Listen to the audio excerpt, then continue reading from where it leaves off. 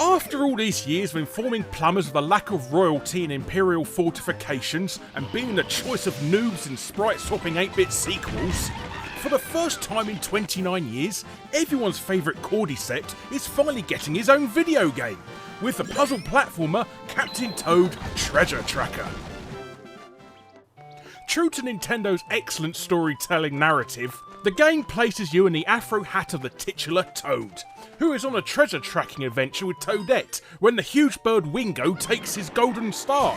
But despite them being rather plentiful throughout the game, Toadette holds onto it for dear life, and rather than letting go like a normal, mushroom, she's whisked off with the bird, probably to be made into some sort of mushroom carbonara. So it's up to Toad to go find her, but not before he loots every other piece of treasure in the game on his way. Fungal chivalry at its finest.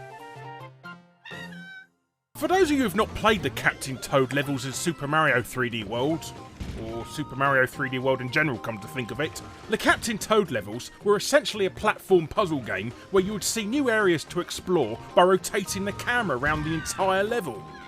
Of course it's not as basic as that. There's also elements like wheels and buttons that rotate parts of the level around to create new paths, using the scenery to your advantage to get rid of some pesky enemies, as Toad himself can't attack or jump, and there's even some stealth elements where you have to avoid shy guys, etc.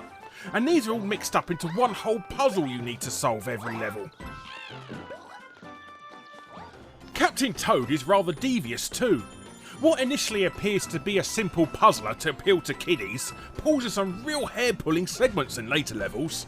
Real old-school hardcore Nintendo difficulty too. It also borrows a lot of level designs from other Mario games, such as Mario, well obviously, Luigi's Mansion, and even Zelda Skyward Sword's awesome desert levels get a nod in the game. If there's anything really to fault with Captain Toad, it's Nintendo's insistence on taking advantage of all of the Wii gamepad's features. Namely stuff like using it to aim in the rail segments, blowing into the mic to move fans, and swiping with your finger to rotate cogs, etc. Now on paper and on something like a 3DS, these would work, but on the Wii U, having to constantly glance up and down from the screen to perform these features has gotten me killed a number of times in the game. Use them in segments where there's no element of danger, or where you can take your time, yeah, but nowhere else, Nintendo. But overall, you can tell that the Captain Toad levels were inserted into Super Mario 3D World as a testing ground for a new concept, kinda like Portal was in the orange box, and I'm glad that they did.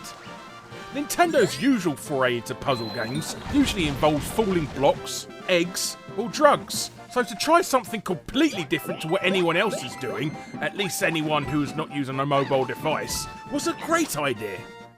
Captain Toad Treasure Tracker is great fun to play, gets your head wrecked around a lot of the later puzzles, yet doesn't venture too far away from the Mario style of platforming to make it feel alien.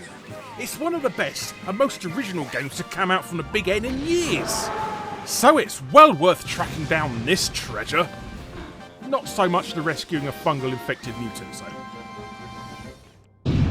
Don't forget to click on that subscribe button below and be first to see future gaming videos and reviews such as this. And why not check out some of my other recent reviews below? But thanks for watching, peoples!